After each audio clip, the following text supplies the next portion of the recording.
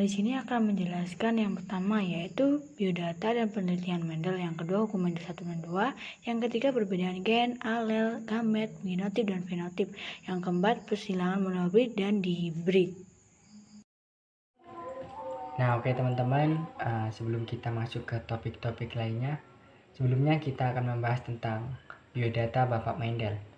Jadi, Gregor Mendel ini lahir 20 Juli 1822 dan meninggal pada Januari 1884. Nah, jadi Bapak Mendel ini dikenal sebagai bapak genetika, yang dimana pada saat itu Bapak Mendel ini dikenal karena karyanya dengan membiarkan ataupun membudidayakan kacang polong digunakan untuk mengumpulkan data tentang gen, teman-teman.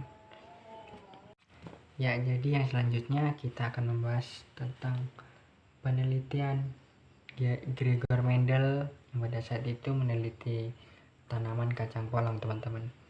Ya, jadi Gregor Mendel ini terkenal karena karyanya dengan tanaman kacang polong yang sudah saya bilang tadi di biodata Gregor Mendel.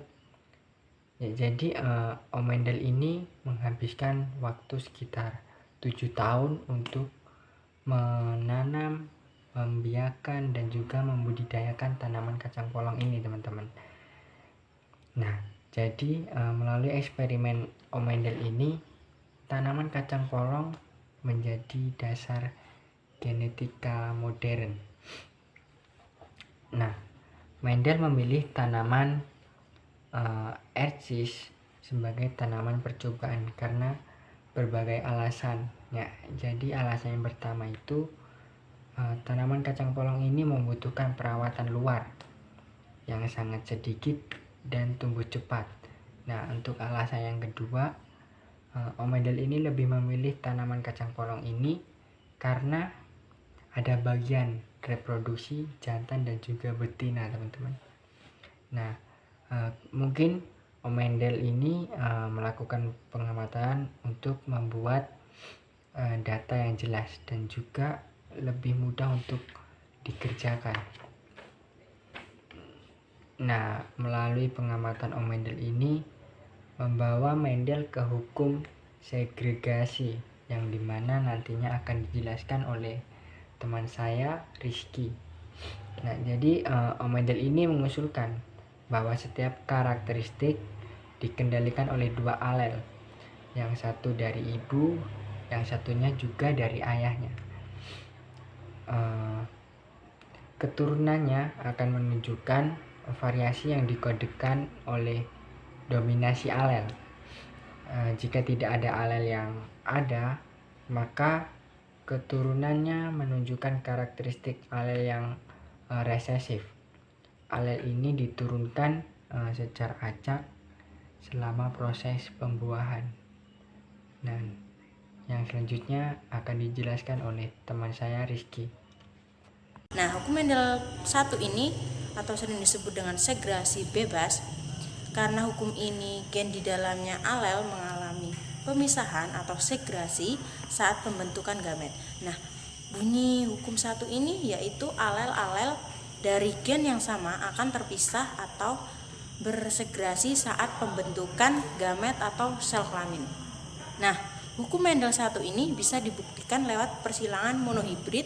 Nah, yang akan disampaikan oleh teman saya nanti, tapi di sini saya akan menyuplik sedikit. Nah, supaya lebih kebayang kita ya teman-teman, kita ambil aja satu contoh dari percobaan Mendel tentang persilangan tanam Ercis, bunga ungu dan bunga putih.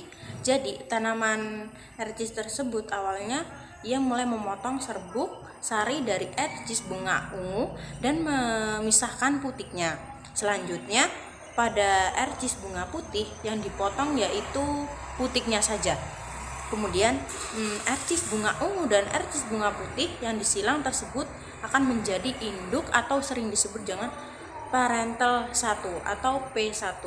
Nah, Mendel 2 ini sering disebut juga dengan asortasi bebas. Nah, asortasi itu artinya berpasangan. Jadi hal ini disebabkan karena gen di dalam gamet mengalami penggabungan atau asortasi secara bebas saat pembentukan individu baru. Nah, bunyi dari hukum 2 ini yaitu pasangan alel dari gen yang berbeda bisa berpasangan secara bebas selama pembentukan gamet. Nah, jadi pada hukum Mendel 2 ini bisa diamati pada persilangan dihibrid.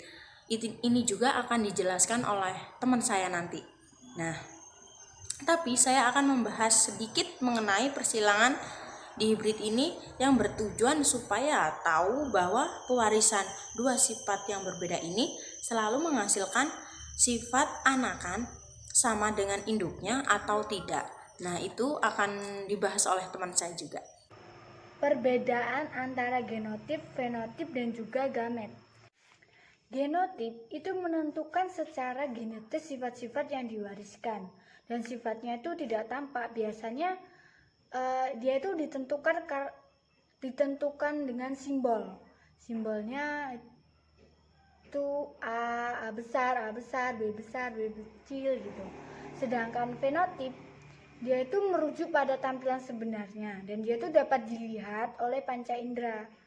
Contohnya tuh kita melihat, oh warna rambutnya hitam, bola matanya warna kuning, coklat, dan lain sebagainya.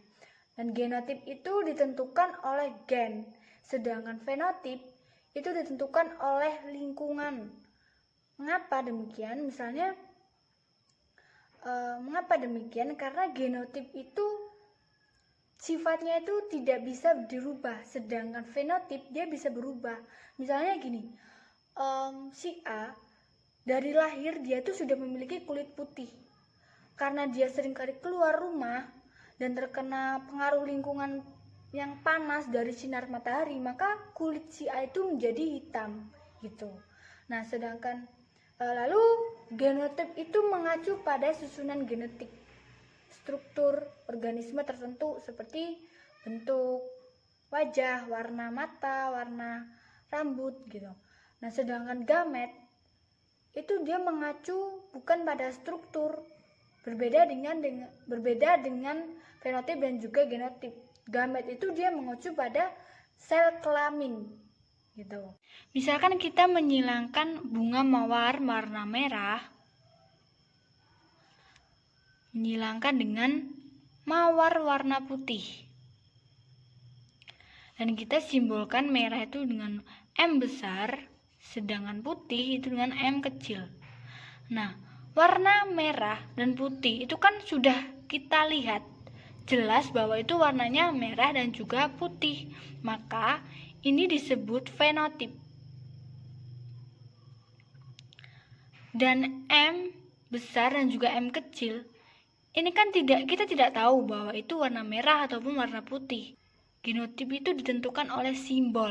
Gamet itu adalah gabungan antara sel kelamin induk betina dan juga jantan, yaitu MN. Ini disebut gamet. Genotip memiliki 3 sifat. Yang pertama dominan. Dominan sifatnya itu lebih kuat daripada sifat yang lainnya, sehingga dia disimbolkan dengan huruf yang besar, A besar, B besar. Dan sedangkan resesif dia itu sifatnya lebih lemah daripada sifat yang lainnya, sehingga dia disimbolkan dengan huruf A kecil, B kecil, dan lain sebagainya. Lalu intermediate, dia itu sifatnya campuran antara sifat dominan dan resesif, sehingga disimbolkan A besar dan juga A kecil. Nah, selanjutnya itu perbedaan antara gen dan juga alel. Gen itu adalah sesuatu yang diwarisi dari orang tua ke kita. Kita diwarisi seperti bentuk mata, bentuk hidung, warna rambut, gitu. Sedangkan alel dia itu menentukan sifat yang kita miliki.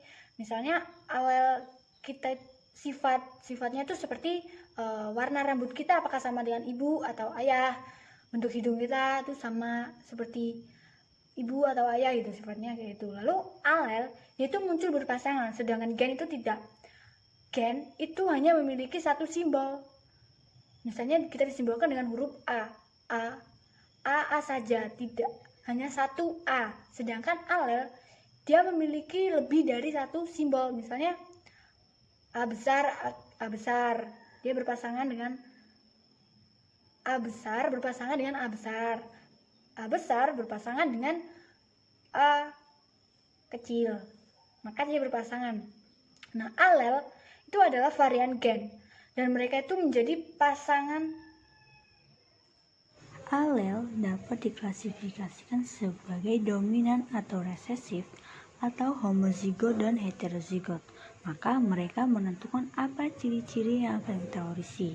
Nah, kita lihat pada gambar. Gambar yang pertama itu menunjukkan ada perlawanan warna. Nah, warna biru itu menunjukkan alel dia yang memiliki sifat resesif, yang sedangkan oranye dia alel yang bersifat dominan. Dominan itu lebih kuat, sedangkan resesif itu yang lemah. Nah, pada gambar pertama dia berlawanan, maka dia disebut heterozigot. Sedangkan gambar yang kedua dia itu kan warnanya oranye, sama-sama oranye, maka dia disebut homozigot dominan. Nah, lalu yang ketiga dia kan warnanya biru, sama-sama warna biru. Karena mereka sama maka disebut homozigot resesif. Selanjutnya itu perbedaan sifat dan karakter. Sifat itu adalah sesuatu yang kita amati dan dia bisa berubah sesuai dengan lingkungan di sekitarnya. Misalnya persilangan, mengapa saya ambil persilangan? Misalnya saya ingin memiliki bunga mawar, tetapi satu bunga itu memiliki banyak warna gitu. Kan pada biasanya itu kan mawar hanya memiliki satu tanaman mawar itu memiliki satu warna, tetapi saya menginginkan satu tumbuhan itu memiliki banyak warna, maka saya mempersilangkannya. Dia bisa berubah karena saya mensilangkannya. Atau misalnya contoh yang mudah itu warna kulit yang awalnya putih lalu terkena matahari maka dia akan hitam. Sedangkan karakter atau ciri itu suatu sifat yang sudah ada sejak lahir dan dia itu tidak bisa berubah. Misalnya bentuk wajah, bentuk hidung, warna mata, warna pada bunga itu kan tidak bisa berubah. Kalau misalnya berubah itu berubahnya dari lahir atau biasa dikatakan kelainan gitu. Kemudian kita masuk ke dalam materi persilangan monohibrid. Nah, jadi persilangan monohibrid ini adalah persilangan dua individu dari spesies yang sama dengan satu sifat pautan. Nah, persilangan monohibrid ini sangat bersesuaian dengan hukum Mendel 1 atau yang disebut dengan hukum segregasi. Nah, bunyi dari hukum segregasi ini adalah pada proses pembentukan gamet, gen-gen yang sealel akan berpisah dengan sesama. Nah, jadi di sini saya akan memberikan contoh persilangan, yaitu contoh persilangan bunga ungu dan bunga putih. Nah, jadi genotif dari bunga ungu ini adalah UU besar dan genotif dari bunga putih ini ada UU kecil. Nah, P1 atau parelnya ini adalah itu. Nah, jadi kemudian kita masuk ke dalam gamet. Gametnya dari bunga ungu ini adalah U besar dan gamet dari bunga kecil ini adalah U kecil. Nah, kemudian gamet U besar dan U kecil ini dipersilangkan dan menghasilkan anak atau yang disebut dengan genotif. Genotifnya ini ada U besar dan U kecil. Nah, sekarang tinggal kita gabungkan alel yang dibawa oleh gamet jantan dan betina ini atau disebut F1. Jadi F1 ini adalah hasil persilangan. Persilangannya adalah hasilnya adalah U besar dan U kecil atau disebut dengan bunga warna ungu. Nah, jadi saya akan memberikan contoh juga jika bunga ungu ini kita silangkan dengan sesamanya atau bunga ungu disilangkan dengan bunga ungu, maka P2 adalah atau parentalnya adalah U besar dan U kecil disilangkan dengan U besar dan U kecil. Gamet yang dibawa alel tersebut adalah U besar dan U besar, U kecil dan U kecil. Kemudian disilangkan. Terus U besar dan U besar disilangkan, maka menghasilkan U besar dan U besar. Kemudian U besar dan U kecil disilangkan kembali, maka menghasilkan U besar dan U kecil. Selanjutnya, U besar dan U kecil disilangkan kembali, maka menghasilkan U besar, U kecil. Kemudian yang terakhir, U kecil disilangkan dengan U kecil, maka menghasilkan U kecil, UU kecil. Nah, F2-nya adalah UU besar, U besar dan U kecil, kemudian U besar dan U kecil, dan UU kecil. Nah, di sini kita melihat ada 3 genotip. Nah, genotip dari fenotip dari UU besar ini adalah ungu, warna darinya adalah ungu, dan U besar dan U kecil ini juga ungu, U besar dan U kecil juga ungu, UU ini adalah putih. Kita melihat 2 fenotip di sini. Nah, kemudian perbandingan rasio genotipnya itu adalah UU besar itu ada 1 dan U besar U kecil itu ada 2, UU kecil itu ada 1. Nah, perbandingan rasio fenotipnya atau warna bunganya adalah ungu dan putih. Kemudian kita lihat tadi ada perbandingan fenotipnya itu ada 3 bunga ungu dan 1 bunga putih. UU ini adalah putih. Kita melihat 2 fenotip di sini. Nah, kemudian perbandingan rasio genotipnya itu adalah UU besar itu ada 1 dan U besar U kecil itu ada 2, UU kecil itu ada 1. Nah, perbandingan rasio fenotipnya atau warna bunganya adalah ungu dan putih. Kemudian kita lihat tadi ada perbandingan fenotipnya itu ada 3 bunga ungu dan 1 bunga putih. Juga merupakan hukum pengelompokan gen secara bebas. Nah, berdasarkan percobaan, anggota dari sepasang gen ini memisahkan secara bebas atau tidak saling mempengaruhi satu sama lain. Nah, ketika berlangsungnya meiosis selama pembentukan gamet-gamet. Nah, persilangan ini dapat membuktikan kebenaran hukum Mendel kedua, yaitu bahwa gen-gen yang terletak pada kromosom yang berlainan akan beragregasi secara bebas dan dihasilkan 4 macam fenotip dengan perbandingan 9 berbanding 3, berbanding 3, dan berbanding 1. Nah, percobaan yang dilakukan persilangan di hibrid ini dapat diartikan dengan menggunakan kancing genetika berwarna merah, putih, hijau, dan hitam. Nah, selanjutnya saya akan menjelaskan tentang persilangan di hibrid. Persilangan di hibrid adalah persilangan antara 2 individu sejenis yang melibatkan 2 sifat berbeda. Nah, misalnya itu persilangan antara tanaman ercis berbiji bulat dan berwarna hijau dengan tanaman ercis berbiji kisut dan berwarna coklat. Nah, percobaan Mendel ini yang melibatkan 2 sifat sekaligus disebut percobaan di hibrid. Nah, dari percobaan ini dapat disimpulkan bahwa dalam proses pembentukan gamet, setiap pasangan alel ini dalam satu lokus beragregasi dan akan berpadu secara bebas dengan alel dari lokus lainnya. Nah, hukum perpaduan bebas ini dirumuskan dari hasil observasi terhadap penyebaran fenotip F2 persilangan di hibrid. Nah, Mendel memperoleh perbandingan fenotip F2 9 berbanding 3, 3 berbanding 3, dan berbanding 1. Nah, misalnya ini persilangan dengan 2 sifat beda antara biji bundar kuning dengan keriput hijau. Nah, kemudian F1 ini yang diperoleh dari biji bundar kuning. Nah, hal ini terjadi karena setiap gen itu dapat berpasangan secara bebas. Nah, artinya itu biji bundar dominan terhadap keriput dan kuning dominan terhadap hijau. Nah, persilangan antara F1 ini menghasilkan keturunan F2 dengan perbandingan fenotip antara bulat kuning keriput kuning, bulat hijau keriput hijau. Nah, persilangan di hibrid ini adalah persilangan antara individu untuk 2 gen yang berbeda. Eksperimen Mendel ini dengan bentuk biji dan warna ercis adalah sebuah contoh dari persilangan di hibrid. Nah, metode Punnett kuadrat menentukan rasio fenotip dan genotipnya. Metode ini pada dasarnya sama dengan persilangan monohibrid. Nah, perbedaan utamanya adalah masing-masing gamet itu sekarang memiliki satu alel dengan satu atau dua gen yang berbeda. Nah, artinya itu di hibrid semacam itu juga dikemukakan oleh gender. Di hibrid juga dapat dibedakan menjadi 4, yaitu monohibrid, dihibrid, trihibrid, dan bahkan polihibrid. Nah, tergantung pada jumlahnya sifat yang diperhatikan pada persilangan tersebut. Nah, contoh persilangan dihibrid ini, Mendel memperoleh hasil yang tetap sama dan tidak berubah-ubah pada pengulangan. Dengan kombinasi sifat yang berbeda, prinsip segregasi berlaku untuk kromosom homolog.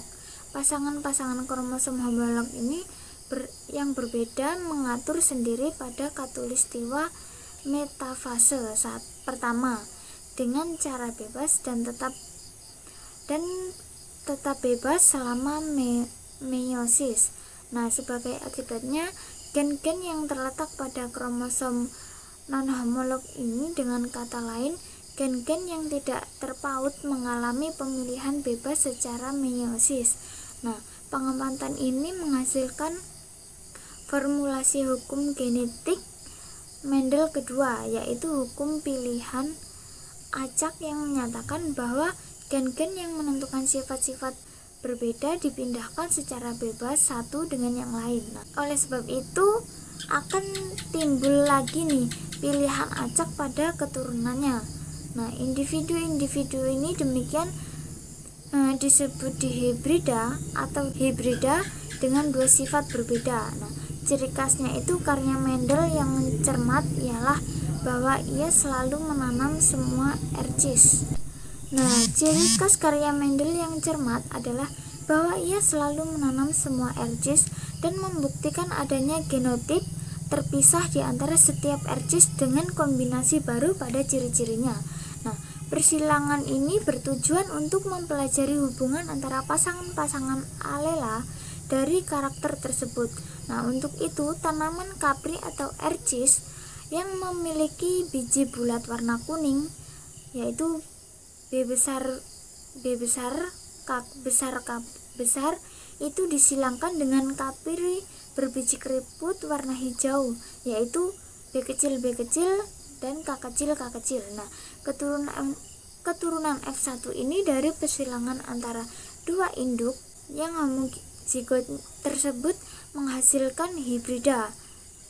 Nah, bagi kedua pasangan gen tersebut, keturunan F1-nya itu yaitu B besar, B kecil, K besar, dan K kecil.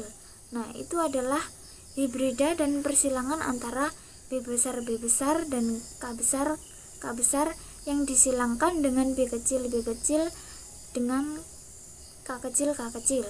Itu adalah persilangan dihibrid.